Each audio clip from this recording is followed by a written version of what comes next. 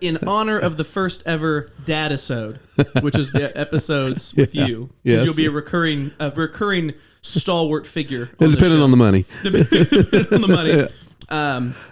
I wanted to tell a dad joke. Oh gosh. So, for context, as you know, my best friend just had a baby and became a dad, and already he was already teetering. He is fully off the deep end into dad territory, and he requested from his sister, who also has a kid, so that makes him an uncle as well.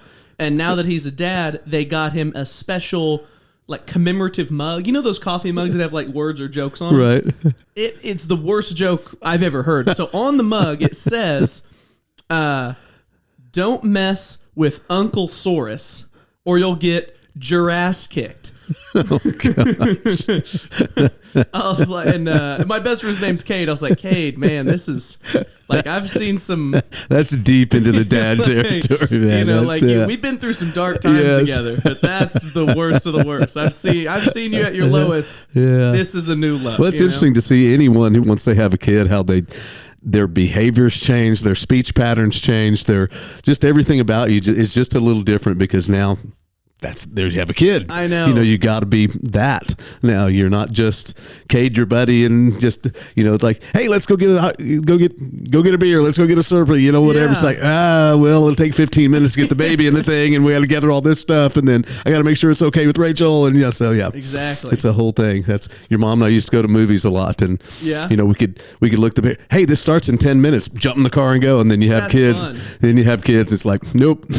Oh man, it starts in an hour and a half. I think we can make it. We might make the second half. We might make intermission. Yeah. I want to highlight kind of a difference that kind of paints your character and a story that mentions Cade.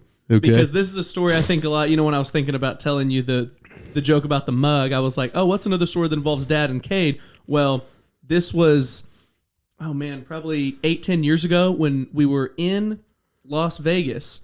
Yep. And Cade came with us. Yeah. So me, you, and my best friend Cade, we all had a room together. Yep.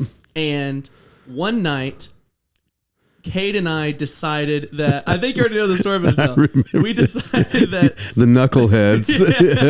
there was, and this highlights perfectly the difference between how my dad would handle something and how my mom would handle something. So I think it's like a perfect segue. So we decided that, so the hotel had this movie rental service where you could like click and rent a movie, and the one we wanted to watch was $3.99, and we decided that we know we can get this movie for free on the hotel entertainment system because it was free on a streaming service that we found, like Netflix or something. But the hotel had this giant bed couch that swung out into the room, and you could lower a screen over the entire wall, and you could sit in this alcove out overlooking the Las Vegas Strip while you watched like a 500-inch movie, and we were like, we have to get this. So we decided that we would go into like the audio visual box, and we found like it was kind of like mounted to the wall.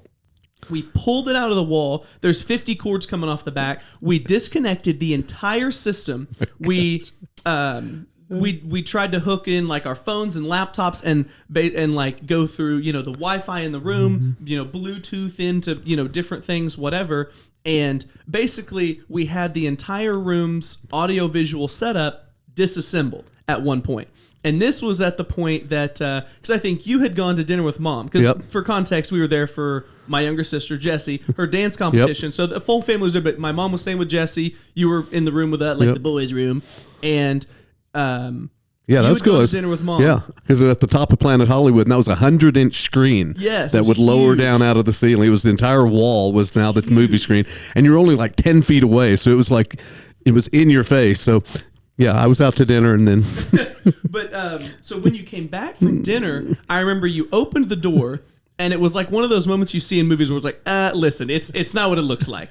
And I remember you said, it looks like you guys have torn apart the entire room's audio-visual system. I remember me and Cade looked at each other and were like, well, it is exactly what it looks like. It is exactly what's going on here. And I remember thinking, like, of all the things I was going to say as you, like, made us put it back together, because I was thinking of, like, how Mom would have, like, freaked out, and you said, well... I'm going to bed.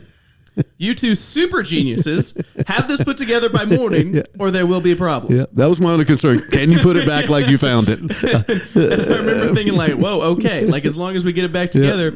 So it took us hours because we had destroyed the whole thing. We had started the movie process at probably 9 p.m. Oh, yeah. By about 4 or 5 a.m., we had figured out the audio-visual system. Now, we'd taken snack breaks, walk breaks, brainstorm breaks, frustration breaks, breaks from our breaks. We had done everything. And once we finally got it working and finally got it put back together, we were so tired, we didn't watch the movie. We went to bed. So I thought that was and then you came back in the morning, you're like, is our system working? We're like, yeah. You're like, all right. Then there you go. No more conversation needed. And I was like, wow, that was kind of cool. It was kind of cool. I was impressed because I came in and I thought, oh boy, we're going to be paying this hotel thousands of dollars to repair this thing, and you guys figured it out how to take it apart and got it back together, and it worked when we left. That's all I cared about. That's true. Did it work when we left? Yeah. It was back together. So that was a good trip. But back to where you started with the dad jokes. I mean, one when you and your sister were little. My favorite of all time was anytime you guys would ask me, Dad, you know what's... Yes. Okay, so I'll set it up for you. Yeah. So we'd run up, for some reason, anytime something of note happened, we'd run up to our dad and we'd say, Dad, you know what's weird? A platypus. Every time. Every time. This went on for years.